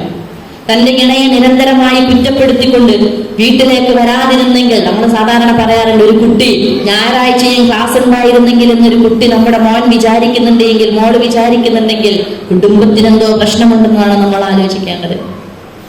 ഞായറാഴ്ചയും ഓഫീസ് ഉണ്ടായിരുന്നെങ്കിൽ എന്ന് തന്റെ ഇണ വിചാരിക്കുന്നുണ്ട് എങ്കിൽ എവിടെയോ ചില പ്രശ്നമുണ്ടെന്ന് തീർച്ചയായിട്ടും വീട്ടിലിരിക്കുന്നവൾ തിരിച്ചറിയണം എന്നതാണ് നമ്മൾ മനസ്സിലാക്കേണ്ടത്. കൂടുമ്പോൾ ഇരിക്കുമ്പോൾ ചേർന്നിരിക്കുമ്പോൾ പ്രാർത്ഥനാ നിർഭരമായിട്ട് ഉണ്ണുകയും നേരത്തെ സൂചിപ്പിച്ചതുപോലെ നമസ്കരിക്കുകയും പ്രാർത്ഥിക്കുകയും ഖുർആൻ പഠിക്കുകയും ചെയ്യുമ്പോൾ, ഒരുമിച്ചിരിക്കുമ്പോൾ മനോഹരമായ ഒരു അന്തരീക്ഷം സൃഷ്ടിക്കുവാൻ നമുക്ക് സാധിക്കുന്നുണ്ടോ? ഇവിടെ ഉമ്മയുടെ ഡ്യൂട്ടി എന്താണ്, ഉപ്പയുടെ ഡ്യൂട്ടി എന്താണ്, മക്കളുടെ ഡ്യൂട്ടി എന്താണ്? വളരെ കൃത്യമാണ്. അതിനെയാണ് നമ്മൾ ടീം വർക്ക് എന്ന് പറയുന്നത്. നമ്മളൊക്കെ കണ്ട ഒരു ഫേമസ് ആയ അല്ലെ, യൂത്തിന് പ്രത്യേകിച്ച് പെട്ടെന്ന് അത് ക്ലിക്കാവും. നമ്മൾ കണ്ട ഒരു സിനിമയാണെന്ന് ഗ്രേറ്റ് ഇന്ത്യൻ കിച്ചൺ. അതിന്റെ സിനിമ എടുത്ത സംവിധായകൻ പിന്നീട് പറയുന്നുണ്ട്, കുടുംബങ്ങൾ തമ്മിൽ പിരിയുന്നതിന് വേണ്ടിയിട്ടാണ് ഞാൻ സിനിമ എടുത്തത്. ധാരാളം ഡൈവോഴ്സുകൾ സംഭവിക്കണം. അദ്ദേഹം ഒരു ഇന്റർവ്യൂവിൽ പറഞ്ഞ കാര്യമാണ്. ധാരാളം ഡൈവോഴ്സുകൾ സംഭവിക്കുകയും അങ്ങനെ ആളുകൾ സ്വതന്ത്രരാവുകയും ചെയ്യണം എന്ന ഒരേ ആഗ്രഹത്തിന്റെ പുറത്ത് തന്നെയാണ് ഞാൻ സിനിമ എടുത്തത്. എന്താണ് ആ സിനിമ പറഞ്ഞ കാര്യം? ഒടുവിൽ ഭർത്താവിന്റെയും അദ്ദേഹത്തിന്റെ ഹസ്ബൻഡിന്റെയും മുഖത്തേക്ക് ചളിവെള്ളം അല്ലെ, വേസ്റ്റ് വെള്ളം ഇങ്ങനെ ഒഴിച്ചുകൊണ്ട് വീട് വിട്ടിറങ്ങി സ്വതന്ത്രമായ ലോകത്തേക്ക് പോകുന്ന ഒരു പെണ്ണ്. ഹാപ്പിലി ഡിവോഴ്സ് എന്ന് നേരത്തെ ശിഹാബ് സാഹിബ് പറഞ്ഞത് ഇന്ന് ധാരാളമായിട്ട് പ്രൊമോട്ട് ചെയ്തുകൊണ്ടേയിരിക്കുന്നുണ്ട്. പക്ഷെ അവിടെ വേറൊരു കാര്യം കൂടിയുണ്ട്. എപ്പോഴാണ് അവൾ വെള്ളം എടുത്തൊഴിക്കുന്നതെന്ന് ചോദിച്ചാല് തന്റെ ബേസിൻ പൊട്ടി വെള്ളം ഇങ്ങനെ മറഞ്ഞുകൊണ്ടേയിരിക്കുന്നില്ല. കുറെ ദിവസമായി ഹസ്ബൻഡിനോട് പറയുന്ന പൈപ്പൊന്ന് നന്നാക്കണം, വേസ്റ്റ് കുടുങ്ങിയിട്ട് ആകെ ഇങ്ങനെ മണം വരാൻ തുടങ്ങിയിട്ടുണ്ടോ, ഒന്ന് പൈപ്പ് നന്നാക്കണം. അപ്പോൾ വീടിന്റെ കാര്യങ്ങൾ എങ്ങനെയാണ് ഞാൻ ചെയ്യേണ്ടതെന്നതും ഉത്തരവാദിത്തം എങ്ങനെ നിർവഹിക്കേണ്ടതെന്നതും കൂടി തീർച്ചയായിട്ടും നമ്മളൊന്ന് ആലോചിക്കേണ്ടതുണ്ട്. അപ്പൊ കുടുംബത്തിനകത്ത് ഞാൻ നേരത്തെ സൂചിപ്പിച്ചതുപോലെ സ്നേഹമുണ്ടാവുക, പ്രണയമുണ്ടാവുക. എന്തുകൊണ്ടാണ് ആയിഷ ഖദീജ ബീവിയെ താങ്കൾ ഇങ്ങനെ വീണ്ടും വീണ്ടും പറഞ്ഞുകൊണ്ടിരിക്കുന്നത് പ്രവാചകരെ എന്ന് നബി സല്ലല്ലാഹു അലൈഹി വസല്ലമയോട് ഒരിക്കൽ ആയിഷ ബീവി ചോദിക്കുന്നുണ്ട്. അപ്പോൾ ആയിഷ ബീവിയോട് പ്രവാചകൻ പറയുന്നുണ്ട്, എല്ലാവരും എന്നെ തടഞ്ഞ സമയത്ത്, എല്ലാവരും എന്നെ നിഷേധിച്ച സമയത്ത് എന്നെ ചേർത്ത് പിടിച്ചവളാണ് എന്റെ ഖദീജ. എല്ലാവരും എന്നെ സാമ്പത്തികമായി ഞെരുക്കിയ സമയത്ത് എനിക്ക് കരുത്തേകിയവളാണ് എന്റെ ഖദീജ. എനിക്ക് എന്റെ മക്കളെ സമ്മാനിച്ചവളാണ് എന്റെ ഖദീജ എന്ന് പ്രവാചകൻ സല്ലല്ലാഹു അലൈഹി വസല്ലമ പറയുന്നത് നമുക്ക് ചരിത്രത്തിൽ കാണുവാൻ സാധിക്കും. മക്കളെ കുറിച്ചാണ് ഇനി ഞാൻ നേരത്തെ സൂചിപ്പിച്ചു. മക്കളുടെ ചില ചോദ്യങ്ങൾക്ക് നമ്മൾ എങ്ങനെയാണ് ഉത്തരം പറയുന്നത് എന്നതിനെ നമ്മുടെ സ്ക്രീൻ ടൈമിനെ കൂടി നമ്മൾ പരിഗണിക്കേണ്ടതുണ്ട്. വീട്ടിലെത്തിയാലും ഇങ്ങനെ മൊബൈൽ ഫോണിൽ ഇരിക്കുന്ന പാരന്റ്സിനെ കുറിച്ച് മക്കൾക്കുള്ള അഭിപ്രായം എന്താണ്? എൻ്റെ കൂടെ എൻ്റെ കുട്ടി അല്ലെങ്കിൽ കുട്ടികളുടെ കൂടെ ഞാൻ എത്രമാത്രം ഫ്രൂട്ട്ഫുൾ ആയ ടൈം കൊടുക്കുന്നുണ്ട്, അത് വളരെ പ്രധാനമാണല്ലോ. മക്കളുടെ കൂടെ കളിക്കുന്ന, അവരുടെ കൂടെ കുട്ടിയെ പോലെ കളിക്കുന്ന, കുട്ടി വർത്തമാനങ്ങൾ പറയുന്ന, പക്ഷിയെ കുറിച്ച് ഒരു കുഞ്ഞിനോട് ചോദിക്കുന്ന നബി സല്ലല്ലാഹു അലൈഹി വസല്ലമയെ നമുക്ക് കാണാൻ സാധിക്കും. എന്തായി നിന്റെ പക്ഷിക്കുഞ്ഞിനെ എന്ന് വളരെ കൗതുകത്തോടു കൂടി ഒരു കുഞ്ഞിനോട് അദ്ദേഹം ചോദിക്കുമായിരുന്നു എന്നൊരു സ്വഹാബി പറയുന്നുണ്ട്. പക്ഷികളെ കുറിച്ച് ചോദിക്കുന്ന, കുട്ടിയെ കുറിച്ച് പോലെ വർത്തമാനം പറയുന്ന പാരന്റ്സ് ആവുക എന്നത് തീർച്ചയായിട്ടും പ്രവാചകൻ സല്ലല്ലാഹു അലൈഹി വസല്ലം നമ്മളെ പഠിപ്പിച്ചത്. നമ്മൾ ആലോചിച്ച് നോക്കുക. ഞാൻ നേരത്തെ സൂചിപ്പിച്ചു, ഖുർആൻ ചോദ്യങ്ങൾ കൊണ്ടാണ് നമ്മളെ വീണ്ടും വീണ്ടും പഠിപ്പിക്കുന്നത്. എങ്ങനെ ചിന്തിച്ചു നോക്കുന്നില്ലേ?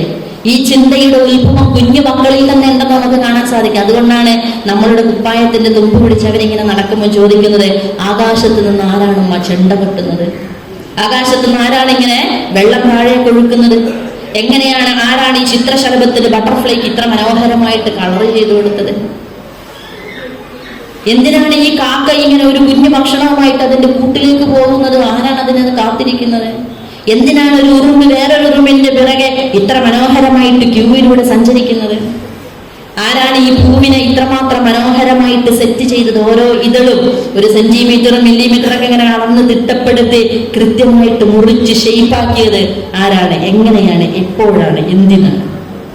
ഈ ചോദ്യങ്ങൾക്ക് മുമ്പിൽ നിന്ന് നമ്മൾക്ക് മറുപടി പറയാൻ സാധിക്കുന്നില്ലെങ്കിൽ, പ്രത്യേകിച്ച് മാതാക്കളോട്, നമ്മളുടെ ഇങ്ങനെ തുമ്പിലൂടെ നടന്നുകൊണ്ടിരിക്കുന്ന മക്കളോട് നമ്മൾ പറയാം, അല്ലെങ്കിൽ വീട്ടിൽ ഇഷ്ടം പോലെ പണിയുണ്ട് മോനെ, ഒന്ന് കുറച്ച് സമയം നീ ഗെയിം കളിച്ചോ, അല്ലെങ്കിൽ നീ കുറച്ച് സമയം കാർട്ടൂൺ അങ്ങാണ്ട് കണ്ടോ, എനിക്ക് ഇഷ്ടം പോലെ സമയമുണ്ട് കേട്ടോ, എനിക്ക് തീരെ സമയമില്ല കേട്ടോ, എനിക്ക് കുറേ പണിയുണ്ട് കേട്ടോ, ഒരു രക്ഷയില്ല എന്ന് പറഞ്ഞ് നമ്മൾ മക്കളെ മാറ്റി നിർത്തും, മെല്ലെ മെല്ലെ ഒതുക്കും. അവരുടെ ചോദ്യങ്ങളെ നമ്മൾ നിരസിക്കുകയും അവരുടെ ചോദ്യത്തിന് ഉത്തരം പറയാതിരിക്കുകയും ചെയ്യുമ്പോൾ കുറച്ചു കാലം കഴിയും, അവരുടെ ടീനേജ് എത്തും. അപ്പോഴാണ് നമുക്ക് ഭയം തുടങ്ങുക. അവരുടെ കൂട്ടുകെട്ടെന്താണ് അല്ലെ? അല്ല കഞ്ചാവും ലഹരിയും അടങ്ങുന്ന ഒരു ഗ്യാങ്ങാണോ എൻ്റെ മക്കളുടെ കൂട്ട്? അവരെന്തിനാണ് മഗ്‌രിബിന് ശേഷവും വീണ്ടും വീണ്ടും മൈതാനത്തിലേക്ക് പോകുന്നത്? എൻ്റെ കുട്ടി എന്തുകൊണ്ടാണ് വീണ്ടും വീണ്ടും എന്തിനാണ് ക്ഷീണിച്ചുകൊണ്ട് വീട്ടിലേക്ക് കയറി വരുന്നത്? അവൻ ക്ലാസ്സിന് തന്നെയല്ലേ പോകുന്നത്? അതല്ല, വല്ല കൂട്ടുകെട്ടിലും അവൻ പെട്ടുപോയിട്ടുണ്ടോ? അവൾ ഹിജാബ് ഇട്ട് പുറത്തിറങ്ങുന്നുണ്ട്. ഹോസ്റ്റലിൽ എങ്ങനെയാണ്? അവൾ ഹിജാബ് ധരിക്കുന്നവളാണോ? ഞാൻ കോഴിക്കോട് സിറ്റിയിൽ ജീവിക്കുന്ന ഒരാളാണ്. ഈ അടുത്ത് എൻ്റെ ഒരു ബന്ധു അവളുടെ കൂട്ടുകാരിയെ കണ്ടുമുട്ടി കോഴിക്കോട് സിറ്റിയിൽ വെച്ച്. അപ്പോൾ അവൾക്ക് ഇങ്ങനെ ഭയങ്കരമായി സ്റ്റക്കായിട്ട് നിൽക്കുന്നത്. ഞാൻ ചോദിച്ചു, എനിക്കെന്താ പറ്റിയത്? അപ്പൊ എന്നോട് പറഞ്ഞു, ഒന്നുമില്ല, ഒരു മിനിറ്റ് എന്ന് പറഞ്ഞു. എൻ്റെ ആ കൂട്ടുകാരിയെ പരിചയപ്പെട്ട് വർത്തമാനം കഴിഞ്ഞ് പോകുമ്പോൾ ഞാൻ ചോദിച്ചു, നിനക്ക് എന്താ പറ്റിയതെന്ന് ചോദിച്ചപ്പോൾ അവൾ പറഞ്ഞു, അത് ആരാണെന്ന് അറിയുമോ? ഞങ്ങളുടെ ക്ലാസ്സിൽ ചെറുതായിട്ടൊന്ന് മുടി കാണുന്നുണ്ടെങ്കിൽ ഞങ്ങളെ വല്ലാണ്ട് വഴക്ക് പറയുന്ന ടീച്ചറിന്റെ മകളാണത്. നല്ല ജീൻസും ടൈറ്റ് ജീൻസും ടീഷർട്ടൊക്കെ ഇട്ടിട്ടുണ്ട്.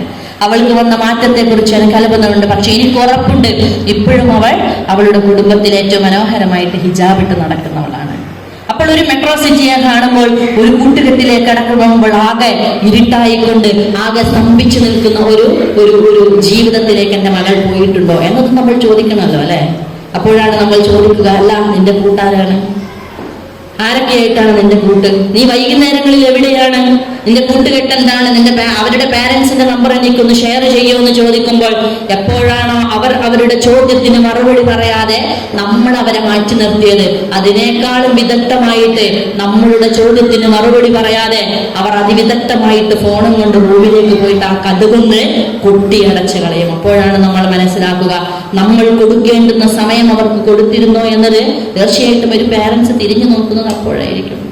സമയത്തിനും വിലയുണ്ട്, കുടുംബത്തിന് വേണ്ടി ചിലവഴിക്കുന്ന സമയത്തിനും വിലയുണ്ട് എന്നതാണ് തീർച്ചയായിട്ടും കുടുംബം വീണ്ടും വീണ്ടും നമ്മളെ ഓർമ്മിപ്പിക്കുന്നത്. അതുകൊണ്ട് നമുക്ക് മുമ്പിൽ വരുന്ന ചോദ്യങ്ങൾ എന്തെല്ലാം നിസ്സാരമല്ല. നമ്മൾ കൊടുക്കുന്ന സമയവും അവർക്ക് വേണ്ടി നമ്മൾ ചെലവാക്കിക്കൊണ്ടിരിക്കുന്ന സമയം, അവർക്ക് നൽകുന്ന ദീനീ വിദ്യാഭ്യാസം, അവർക്ക് കൊടുക്കുന്ന തർബീയത്തും എന്തല്ല, അത് ചെറുതല്ലാതെ ഗൗരവത്തോടു കൂടി നമ്മൾ ഏറ്റെടുക്കേണ്ടുന്ന ഉത്തരവാദിത്തമാണെന്നാണ് ഈ വിഷയത്തിൽ എനിക്ക് പറയുവാനുള്ളത്. തീർച്ചയായിട്ടും നമ്മൾ നേരത്തെ കുറെ വിഷയങ്ങൾ ഇവിടെ പറഞ്ഞു കഴിഞ്ഞു. ഇന്നെന്താണ് ലിബറൽ ലോകത്ത് നിന്ന് കണ്ടുകൊണ്ടേയിരിക്കുന്നത്? നിങ്ങളെല്ലാവരും കേട്ട ഒരു സൂത്രവാക്യമായിരിക്കും ഇക്കിഗായ് അല്ലെ? എന്താണ് ഇക്കിഗായ്? ഇന്നെല്ലാവരും ഭയങ്കര ഹെൽത്ത് കോൺഷ്യസ് ആയിട്ടുള്ള ഒരു കാലഘട്ടത്തിലൂടെയാണ് ജീവിക്കുന്നത്. 100 വയസ്സ് വരെ എങ്ങനെയാണ് നിങ്ങൾക്ക് നല്ല ആരോഗ്യത്തോടുകൂടി, മെന്റലി ഫിസിക്കലി ആരോഗ്യത്തോടുകൂടി ജീവിക്കുക എന്നുള്ള സാധനം പറയുന്ന ഒരു പുസ്തകമാണ് ഇക്കിഗായ്. സൂത്രവാക്യമാണ് ജപ്പാൻകാരുടെ ഇക്കിഗായ്. ഇതിനെ വായിക്കുകയും ആളുകൾ ശീലമാക്കുകയും അത് ഭയങ്കര സൂത്രവാക്യമായി കൊണ്ടു നടക്കുകയും ചെയ്ത കേരളക്കാർ കൂടിയാണ് നമ്മൾ. പക്ഷെ അതിനെ കുറിച്ചിട്ട് ഈയിടത്ത് സോഷ്യൽ മീഡിയയിൽ ഒരു വാർത്ത റിപ്പോർട്ട് ചെയ്യപ്പെട്ടു. അത് ജപ്പാനിൽ ഇന്ന് ആയിരക്കണക്കിന് വൃദ്ധരായ മനുഷ്യർ 100 വയസ്സ് വരെ അവർ ജീവിച്ചിരുന്നിട്ടുണ്ട്. പക്ഷേ 100 വയസ്സായ വൃദ്ധരെ അവർ ഇന്ന് ഫ്ലാറ്റുകളിൽ ഒറ്റക്കാണ്. അവരെ ഏറ്റെടുക്കുവാൻ കുടുംബമില്ല എന്നതായിരുന്നു ആ ന്യൂസ്. 100 വയസ്സ് വരെ ജീവിച്ചിരിക്കുവാനുള്ള സൂത്രവാക്യം പഠിച്ചുകൊണ്ടത് കാര്യമുണ്ടാവില്ല. 100 വയസ്സ് വരെ ജീവിച്ചിരുന്നാലും തന്നെ ഏറ്റെടുക്കുവാൻ ആരുണ്ട് എന്ന ചോദ്യത്തിനാണ് കുടുംബം എന്ന മനോഹരമായ മറുപടി നമ്മൾക്ക് പറയാൻ സാധിക്കണം. നമ്മൾ നാളെ അള്ളാഹുവിന്റെ ഇടയ്ക്കിലേക്ക് തീർച്ചയായിട്ടും എത്തുന്ന സമയത്ത് റബ്ബ് സുബ്ഹാനഹു വ തആല പറയുന്ന കാര്യങ്ങളുണ്ടല്ലേ, യൗമയഫിറുൽ മർഉ മിൻ അഖീ വഉമ്മിഹി വഅബീ വസാഹിബതിഹി വബനി. ഒരു മനുഷ്യൻ തന്റെ ഇണയെ തൊട്ട്, മക്കളെ തൊട്ട്, മാതാപിതാക്കളെ തൊട്ട് സകല മനുഷ്യരിൽ നിന്നും ഒടിച്ചോടുന്ന ഒരു കാലം വരും, ഒരു സമയം വരും. എല്ലാവർക്കും അവന്റെ കാര്യം തന്നെ മതിയാകുന്ന ഒരു സമയമാണത്. നാഥ, എന്തായിരിക്കും എന്റെ വിധി എന്നത് മാത്രമായിരിക്കും ഒരു മനുഷ്യന്റെ ആകെയുള്ള ചോദ്യം. എന്തായിരിക്കും എന്റെ കർമ്മപുസ്തകത്തിലേക്കുള്ള, എനിക്ക് വലത് കൈയിലാണോ ഇടത് കൈയിലാണോ എന്റെ കർമ്മപുസ്തകം ഏൽപ്പിക്കപ്പെടുക, എന്റെ ദുലാസ് എങ്ങനെയായിരിക്കും എന്നത് മാത്രമായിരിക്കും ഒരു മനുഷ്യന്റെ ആകെയുള്ള ചിന്തയുള്ള സമയത്തായിരിക്കും ഒരു മനുഷ്യൻ താൻ ആരെയും കണ്ടിട്ടില്ല എന്ന ഭാഗത്താൽ ഒളിച്ചോടുന്ന ഒരു സമയം വരുമെന്ന് റബ്ബ് സുബ്ഹാനഹു വ തആല നമുക്ക് മുന്നറിയിപ്പ് നൽകുന്നത്. ലാ തസിറു വാസിറത്തുൻ വിസ്റ ഉഖ്റ വഅൻ ലൈസ ലിൽ-ഇൻസാനി ഇല്ലാ മാ സഅ ഇന്ന സഅയഹു സൗഫ യുറ സുമ്മ യുജ്സാഉൽ ജസാഅൽ ഔഫ. ഒരു പാപഭാരം പേറുന്നവനും വേറൊരു മനുഷ്യന്റെയും പാപം പേറുവാൻ സാധ്യമല്ലാത്തൊരു ദിവസം വരും. എല്ലാ മനുഷ്യനും അവൻ ചെയ്ത കർമ്മം മാത്രം അവശേഷിക്കുന്ന ഒരു കാലം വരും. എല്ലാ മനുഷ്യനും അവന്റെ കർമ്മത്തിനനുസരിച്ച് പ്രതിഫലം ലഭിക്കുന്ന ഒരു സമയം വരും. അല്ലാഹു ഒന്നും പാഴാക്കി കളയുകയില്ല. തീർച്ചയായിട്ടും ആ സമയത്തിന് വേണ്ടിയായിരിക്കണം നിങ്ങളുടെ ജീവിതം നിങ്ങൾ ചിട്ടപ്പെടുത്തേണ്ടത് എന്ന് വീണ്ടും വീണ്ടും റബ്ബ് സുബ്ഹാനഹു വ തആല നമ്മെ ഓർമ്മിപ്പിച്ചുകൊണ്ടേയിരിക്കുന്നത്. ഇതൊരു ചെറിയൊരു കാര്യമല്ല. കുടുംബം എന്നത്, കുട്ടികൾ എന്നത്, ഇണ എന്നത് അതിമനോഹരമായ ഒരു കാര്യമാണ്. അത് ഭയപ്പെടുത്തിക്കൊണ്ട് നമ്മൾ പിന്നോട്ട് പോകേണ്ടുന്ന കാര്യമല്ല, മറിച്ച് എന്നെ ചേർത്ത് പിടിക്കുവാൻ, എനിക്ക് സന്തോഷമേകുവാൻ. ഷോജി മുറിമട്ടോ എന്ന് പറയുന്ന ഇൻസ്റ്റഗ്രാമിലെ ഇൻഫ്ലുവൻസറായ ഒരു മനുഷ്യന്റെ ഒരു കഥ ഈയടുത്ത് വായിക്കുകയുണ്ടായി. അദ്ദേഹം ഒരു മടിയനായ ഒരു മനുഷ്യനാണ്. അദ്ദേഹം കുറച്ചു നാൾ സ്വന്തം ബിസിനസ് നടത്താൻ നോക്കി, പക്ഷെ ജയിച്ചില്ല. അങ്ങനെ അദ്ദേഹം എന്ത് ചെയ്തു, ഒരു ഓഫീസിൽ ജോലി ചെയ്തപ്പോഴേ മേലുദ്യോഗസ്ഥന്റെ പല ആജ്ഞകളും കേൾക്കണമല്ലോ, അതും അദ്ദേഹത്തിന് മടുത്തു. അങ്ങനെ അദ്ദേഹം ഒരു ദിവസം എന്ത് ചെയ്തു, ഇൻസ്റ്റഗ്രാമിൽ ഒരു പോസ്റ്റ് ഇട്ടു. കുറച്ച് സമയത്തേക്ക് ഞാൻ ആരുടെ കൂടെ വേണമെങ്കിലും സമയം ചെലവഴിക്കാൻ, നിങ്ങൾ 1 മണിക്കൂർ നേരത്തേക്കുള്ള പേയ്മെന്റ് എനിക്ക് തന്നാൽ മതി. അദ്ദേഹം അതിന് പറയുന്ന മറുപടിയുണ്ട്, എനിക്ക് എന്നെ അത്ഭുതപ്പെടുത്തിക്കൊണ്ടാണ് എനിക്കുള്ള റിക്വസ്റ്റുകൾ വന്നു തുടങ്ങിയത്. ഒരു മാസത്തിൽ 400-ലധികം റിക്വസ്റ്റുകൾ എനിക്ക് വന്നു തുടങ്ങി. പക്ഷെ ഞാൻ ഏകദേശം ഒരു മാസത്തിൽ 200ഓളം റിക്വസ്റ്റുകൾ സ്വീകരിക്കാറുണ്ട്. എന്നിട്ട് അദ്ദേഹം പറയുന്നത്, ചില ആളുകൾ ക്ഷണിക്കും, വയസ്സായവർ പ്രത്യേകിച്ചും, കുറച്ചു സമയം എൻ്റെ കൂടെ ഒന്ന് ഇരുന്നാൽ മതി, ഒന്നും വേണ്ട. ചില മനുഷ്യർ പറയാം, ഞാൻ കുറച്ചു സമയം സംസാരിക്കും, അത് കേട്ടാൽ മതി. ചില മനുഷ്യർ പറയുക, എൻ്റെ കൂടെ ഒന്ന് കള്ളുകുടിക്കാൻ വേണ്ടി ഇരിക്കണം എന്നതായിരുന്നു. എന്നിട്ട് അദ്ദേഹം പറയുന്നുണ്ട്, ആ ജീവിതത്തിൽ എനിക്ക് ഏറ്റവും അത്ഭുതപ്പെടുത്തുകയും വേദനിപ്പിക്കുകയും ചെയ്തൊരു സംഭവമുണ്ട്. ഒരു മനുഷ്യൻ അദ്ദേഹത്തെ വിളിച്ചു പറഞ്ഞു അത്രേ, എൻ്റെ കൂടെ ഒരു മണിക്കൂർ താങ്കൾ ചെലവഴിക്കണം. അത് റെയിൽവേ സ്റ്റേഷനിലാണ് ചെലവഴിക്കേണ്ടത്. എൻ്റെ കൂടെ യാത്രയാക്കാൻ എൻ്റെ കൂടെ വന്ന ഏറ്റവും പ്രിയപ്പെട്ട ഒരാളെന്ന മട്ടിൽ റെയിൽവേ സ്റ്റേഷനിൽ എൻ്റെ കൂടെ 1 മണിക്കൂർ ഇരിക്കണം. അതിനുശേഷം ട്രെയിൻ വരുന്ന സമയത്ത് ഞാൻ ട്രെയിൻ കയറി കഴിഞ്ഞാൽ എനിക്ക് നേരെ താങ്കൾ എന്ത് ചെയ്യണം, ഒന്ന് കൈവീശി എന്നെ യാത്രയാക്കണം. നമ്മളൊന്ന് ആലോചിച്ച് നോക്കുക. ഞാൻ യാത്ര പോകുന്ന സമയത്ത് എന്നെ കൈവീശി യാത്രയാക്കുവാൻ വേണ്ടി ഒരാളുണ്ട്, എനിക്ക് ഏറ്റവും പ്രിയപ്പെട്ട ഒരാളുണ്ട്, കണ്ണു നിറയുന്ന ഒരാളുണ്ട്, പുഞ്ചിരിച്ച് കൈവീശാൻ ഒരാളുണ്ട് എന്ന് ഒരു മനുഷ്യൻ ആഗ്രഹിക്കുന്ന, അതിന് പേയ്മെന്റ് നൽകുന്ന ഒരു കാലത്തെ കുറിച്ച് നമ്മളൊന്ന് ആലോചിച്ച് നോക്കുക. അതൊരു യന്ത്രത്തിനും സാധ്യമല്ലാത്തതുപോലെ ഒരു മനുഷ്യന് മാത്രം സാധ്യമാകുന്ന ആ ഒരു സ്നേഹത്തിലേക്കാണ് കുടുംബം എന്ന് പറയുന്നതിന്റെ അടിത്തറ ഇളക്കരുത് എന്ന് ഇസ്ലാം വീണ്ടും വീണ്ടും പറയുന്നത്. അത് നിങ്ങളുടെ സ്വർഗമാണ്, സ്വർഗത്തിലേക്കുള്ള പാതയാണ്. ജീവിതത്തിൽ ഇഹലോകത്തെയും പരലോകത്തും നിങ്ങൾ സ്വർഗം ആഗ്രഹിക്കുന്നുണ്ട് എങ്കിൽ കുടുംബത്തെ കുറിച്ച് നമ്മൾ എന്ത് ചെയ്യണം, അതിമനോഹരമായിട്ട് അതിനെ മുന്നോട്ട് കൊണ്ടുപോകാൻ സാധിക്കണം എന്നത് തന്നെയാണ് തീർച്ചയായിട്ടും ഇസ്ലാം നമ്മളെ പഠിപ്പിച്ചുകൊണ്ടേയിരിക്കുന്നത് എന്നർത്ഥം. ഇനി വൃദ്ധമരായ മാതാപിതാക്കളെ കുറിച്ചാണ്. നേരത്തെ ഇവിടെ ഷിഹാബ് സാഹിബ് പറഞ്ഞു അല്ലേ, ഒരു ഗർഭപാത്രത്തിലിരിക്കുന്ന കുഞ്ഞെങ്ങനെയാണോ വളഞ്ഞിരിക്കുന്നത് അതുപോലെ അതിലേക്ക് എത്തുന്ന, നമ്മളിപ്പം ശൈശവം കഴിഞ്ഞ് ബാല്യത്തിലേക്കും, ബാല്യത്തിൽ നിന്നും കൗമാരത്തിലേക്കും, കൗമാരത്തിൽ നിന്ന് യൗവനത്തിലേക്കും, യൗവനത്തിൽ നിന്നും മധ്യവയസ്കിലേക്കും എത്തും. പിന്നീട് നമ്മൾ വൃദ്ധരാകും. പിന്നീട് ഒരു മനുഷ്യൻ മുകളിലേക്ക് വളരുകയല്ല ചെയ്യുന്നത്, പിന്നീട് ഒരു മനുഷ്യൻ താഴേക്ക് വളഞ്ഞു പോവുകയാണ് ചെയ്യുന്നത്. പിന്നീട് അവൻ വീണ്ടും ശൈശവത്തിലേക്ക് എത്തും. പല്ലില്ലാത്ത ഓണ കാട്ടി ചിരിക്കാൻ തുടങ്ങും. ശൈശവത്തിൽ അവൻ ബെഡിൽ മൂത്രമൊഴിച്ചതുപോലെ മൂത്രമൊഴിക്കാൻ തുടങ്ങും. വെൽ എക്സിക്യൂട്ടീവ് ഡ്രസ്സിൽ നടന്നിരുന്ന ആ മനുഷ്യനും നടക്കുമ്പോൾ പിച്ച വെക്കാൻ തുടങ്ങും. ഏറ്റവും ഹൈജീനിക്കായിട്ട് ഭക്ഷണം കഴിച്ച ആ മനുഷ്യന്റെ വിരലുകൾക്കിടയിലൂടെ തന്റെ വസ്ത്രത്തിലേക്ക് ഭക്ഷണം വീഴാൻ തുടങ്ങും. എന്ന് പറഞ്ഞാല് മനസ്സെത്തുന്നിടത്തിലേക്ക് കാലോ കയ്യോ എത്താത്ത ഒരു സമയം വരും. എല്ലാ മരത്തിലെയും പച്ചില പഴുത്ത് താഴെ വീഴുന്നത് പോലെ നിനക്കും ഒരു വാർദ്ധക്യത്തിന്റെ സമയമുണ്ടാകും. അതുകൊണ്ടാണ് റബ്ബ് സുബ്ഹാനഹു വ തആല പറഞ്ഞത്, നിങ്ങൾ കാരുണ്യത്തിന്റെ ചിറക് വലിച്ച് നിങ്ങൾ അവർക്ക് എന്ത് ചെയ്യണം? പ്രൊട്ടക്ഷൻ ഒരുക്കണം. ചിറകില്ലാത്ത മനുഷ്യരാണ് നമ്മൾ, ചിറകുള്ളത് പക്ഷിക്കാണ്. പക്ഷെ അല്ലാഹു അതിനെ മനോഹരമായിട്ട് പറയുന്നത്, കാരുണ്യത്തിന്റെ ചിറക് നിങ്ങൾ അവർക്ക് വിരിച്ച് അവരെ ഏറ്റവും മനോഹരമായിട്ട് പ്രൊട്ടക്ട് ചെയ്യണം എന്നതാണ് റബ്ബ് സുബ്ഹാനഹു വ തആല പറയുന്ന അതിമനോഹരമായിട്ടുള്ള ഒരു ദൃശ്യാവിഷ്കാരം. അപ്പോൾ തീർച്ചയായിട്ടും മാതാപിതാക്കളെ കുറിച്ച്, ഈ അടുത്ത് ഞാനൊരു സ്ഥാപനം സന്ദർശിച്ച സമയത്ത് അവിടുത്തെ പ്രിൻസിപ്പൾ ഉണ്ടായിരുന്നു. അദ്ദേഹം മുസ്ലിം അല്ല. അദ്ദേഹം എന്നോട് പറഞ്ഞു, നിങ്ങളുടെ വിശുദ്ധ ഖുർആനിൽ എനിക്ക് ഏറ്റവും ഇഷ്ടപ്പെട്ട വാക്യം ഏതാണെന്ന് അറിയുമോ? വലാ തഖല്ലഹുമാ ഉഫിൻ വലാ തൻഹറുഹുമാ വഖുൽ ലഹുമാ ഖൗലൻ മഅറൂഫ എന്ന വാക്യമാണത്. എന്റെ പിതാവ് ഏറെ മറവി രോഗത്തിന് അടിപ്പെട്ട് കഴിഞ്ഞിരിക്കുന്നു. അദ്ദേഹം ചില സമയത്ത് എന്റെ മുഖത്തേക്ക് കാർക്കിച്ചു തുപ്പും, ചില സമയത്ത് ഞങ്ങളെ വല്ലാതെ ആക്രമിക്കും. പക്ഷേ അപ്പോഴൊക്കെയും ചിലപ്പോഴിങ്ങനെ പ്രതികരിക്കാൻ മനസ്സിങ്ങനെ വരുമ്പോൾ, ദേഷ്യപ്പെട്ടു പോകുമോ എന്ന് ഭയപ്പെടുമ്പോൾ, നിങ്ങളുടെ വിശുദ്ധ ഖുർആനിലെ ആ വാക്യമുണ്ടല്ലോ, അതാണ് എന്റെ ഹൃദയത്തിലേക്ക് വരാറുള്ളത്. അതുകൊണ്ട് എന്നും സ്നേഹത്തോടുകൂടി, സന്തോഷത്തോടുകൂടി, ബഹുമാനത്തോടുകൂടി ഞാൻ ആ വാക്യമാണ് ഓർക്കാറുള്ളത് എന്ന് അദ്ദേഹം പങ്കുവെക്കുകയുണ്ടായി. എന്ന് പറഞ്ഞാല്, നിങ്ങൾ ഈ ജീവിതത്തിൽ അതിമനോഹരമായിട്ടുള്ള ഒരു കുടുംബത്തിന് വേണ്ടിയിട്ടാണ് നിങ്ങൾ നിങ്ങളുടെ ജീവിതത്തെ മുന്നോട്ട് കൊണ്ടുപോകുന്നതെങ്കിൽ തീർച്ചയായിട്ടും ഇഹലോകത്തും പരലോകത്തും നാളെ അള്ളാഹുവിന്റെ അടുക്കലും പ്രതിഫലം നൽകുന്ന ഒന്നാക്കിയിട്ട് നമുക്കിതിനെ മാറ്റിച്ചേർക്കുവാൻ സാധിക്കും. ജെൻഡർ ന്യൂട്രാലിറ്റിയെ കുറിച്ച്, ജെൻഡർ ഡിസ്ക്രിമിനേഷനെ കുറിച്ച്, ഈക്വാലിറ്റിനെ കുറിച്ചൊക്കെ ആളുകൾ സംസാരിക്കുന്ന സമയത്ത് ആണിന്റെ ഡ്യൂട്ടിയും പെണ്ണിന്റെ ഡ്യൂട്ടിയും, മക്കൾ അവരുടെ ഉത്തരവാദിത്വം ഭംഗിയായി നിർവഹിക്കുമ്പോൾ മാത്രമാണ് ഒരു കുടുംബം സാധിക്കുക. ഞാനാണോ ഇവിടെ ലീഡർ എന്ന് പെണ്ണ് ചോദിക്കുന്ന ഒരു കാലത്തിനെ കുറിച്ച് ഇസ്ലാം പറയുക, അങ്ങനെ ഒരു ചോദ്യത്തിന് പ്രസക്തിയില്ല. കുടുംബത്തിന്റെ നാഥനത് ആണ് തന്നെയാണ്. നിങ്ങൾ ഏറ്റവും കൂടുതൽ റെസ്പെക്ട് കൊടുക്കേണ്ടത് ആർക്കാണ്? ഏറ്റവും കൂടുതൽ നിങ്ങൾക്ക് ഉത്തരവാദിത്വമുള്ളതും ഏറ്റവും കൂടുതൽ നിങ്ങൾ നന്നായി സഹവസിക്കേണ്ടത് ആരോട് വേണമെന്ന് ചോദിക്കുമ്പോൾ അല്ലാഹു സുബ്ഹാനഹു വ തആല പറയുന്നത് ഉമ്മയോട്, ഉമ്മയോട്, ഉമ്മയോട്, പിന്നെ ഉപ്പയോട്. കൃത്യമാണ് കാര്യങ്ങൾ.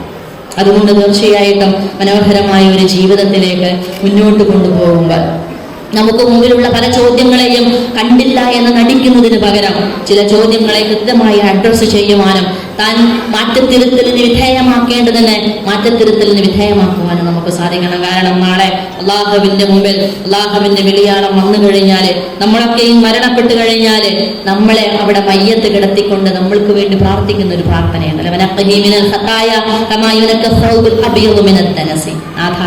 വെളുത്ത വസ്ത്രം എങ്ങനെയാണോ അഴുക്കിൽ നിന്നും വൃത്തിയാക്കുന്നത്, അതുപോലെ നീ ഈ മനുഷ്യനെ മഞ്ഞുകണങ്ങൾ കൊണ്ട്, വെള്ളം കൊണ്ട്, അള്ളാഹുവേ നീ വൃത്തിയാക്കണമേ തമ്പുരാനെ എന്ന് എന്നെ മുമ്പിൽ കിടത്തിക്കൊണ്ട് ഒരുപാട് മനുഷ്യർ പ്രാർത്ഥിക്കുന്ന ഒരു സമയമുണ്ടാകും. അതിനു മുമ്പേ നമ്മളെ ഒന്ന് കഴുകി വൃത്തിയാക്കുന്നത് നന്നായിരിക്കും. കാരണം അള്ളാഹുവിന്റെ അടുക്കലേക്ക് തിരിച്ചെത്തേണ്ടവനാണ് നമ്മൾ. അള്ളാഹുവിന്റെ സ്വർഗം കിനാവ് കാണുന്നവനാണ് നമ്മൾ.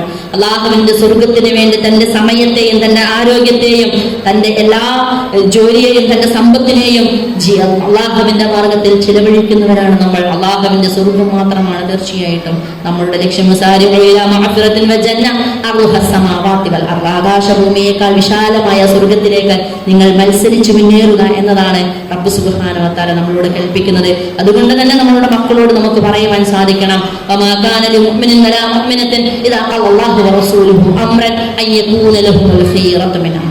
അള്ളാഹുവും അവന്റെ പ്രവാചകനും ഒരു കാര്യം നിശ്ചയിച്ചു കഴിഞ്ഞാൽ, ഒരു കാര്യത്തിൽ വിധി കൽപ്പിച്ചു കഴിഞ്ഞാൽ, പിന്നീട് ആ വിഷയത്തിൽ നിങ്ങൾക്ക് സ്വന്തമായ ഒരു തീരുമാനം ഉണ്ടാവുക എന്നത് ഒരു സത്യവിശ്വാസിനിക്കും യോജിച്ചതല്ല.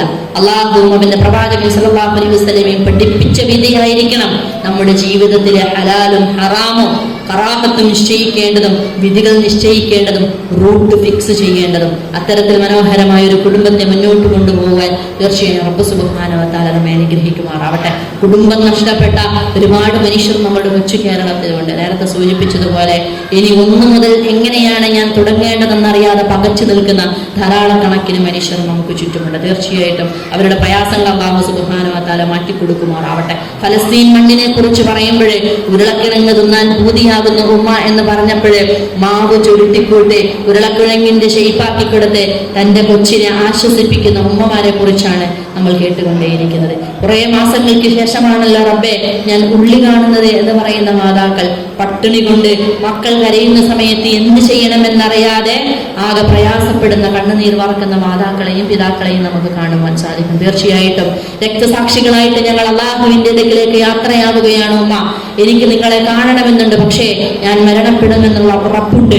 തീർച്ചയായിട്ടും റബ്ബിന്റെ അടുക്കൽ നമുക്ക് ജന്നാത്തുൽ ഫിർദൗസിൽ വെച്ച് ഒരുമിച്ച് കണ്ടുമുട്ടാമെന്ന് ആശുപത്രിയുടെ ചുമരുകളിൽ എഴുതിയിട്ട് മരണപ്പെട്ട ഡോക്ടർമാരുടെ കഥ കൂടിയാണ് ഫലസ്തീൻ നമ്മളോട് പറയുന്നത്. നിശ്ചയദാർഢ്യത്തിന്റെ, ഭാരമായ ഇച്ഛാശക്തിയുടെ, അപാരമായ ഈമാനിന്റെ, സ്വർഗത്തിനോടുള്ള അങ്ങേയറ്റത്തെ മഹബത്തിന്റെ വർത്തമാനമാണ് ഫലസ്തീൻ നമുക്ക് പകർന്നു തന്നുകൊണ്ടേയിരിക്കുന്നത്. തീർച്ചയായിട്ടും നമ്മൾ ജീവിച്ചിരിക്കുന്ന കാലത്ത് തന്നെ മസ്ജിദുൽ അഖ്സയെ വിമോചിപ്പിക്കുക എന്ന് പറയുന്ന മസ്ജിദുൽ അഖ്സയുടെ വിമോചനത്തിന് വേണ്ടി അത് സംഭവിക്കുന്ന ഒരു കാലത്തിന് നമ്മളും സാക്ഷികളായിരിക്കുവാൻ തീർച്ചയായിട്ടും നമുക്ക് അല്ലാഹു സുബ്ഹാനഹു വ തആല ഭാഗ്യം നൽകി അനുഗ്രഹിക്കുമാറാവട്ടെ. തീർച്ചയായിട്ടും മനോഹരമായ ഒരു കുടുംബം നൽകി നാഥൻ നമ്മെ ഏവരെയും അനുഗ്രഹിക്കുമാറാവട്ടെ. ഇസ്ലാമിക വിരുദ്ധമായ സകല ആശയങ്ങളിൽ നിന്നും നമ്മയും നമ്മുടെ മക്കളെയും സമൂഹത്തെയും മുസ്ലിം സമൂഹത്തെയും സമുദായത്തെയും അല്ലാഹു സുബ്ഹാനഹു വ തആല രക്ഷിക്കുമാറാവട്ടെ. വാഖിറു ദഅവാനാ അൽഹംദുലില്ലാഹി റബ്ബിൽ ആലമീൻ. റബ്ബനാ ഹബ് ലനാ മിൻ അസ്വാജിനാ വദുരിയാതിനാ ഖുർറത അയ്നിൻ വജഅൽനാ ലിൽ മുഅ്മിനീന അലീം വതുബ് അലൈനാ ഇന്നക അൻത തവ്വാബുർ റഹീം വഅഫിർ ലനാ യാ ഗാഫിറൽ മുദ്നിബീൻ ആമീൻ ആമീൻ ബിറഹ്മതിക യാ അർഹമർ റഹീമീൻ. അസ്സലാമു അലൈക്കും വറഹ്മത്തുള്ളാഹി വബറകാതുഹു.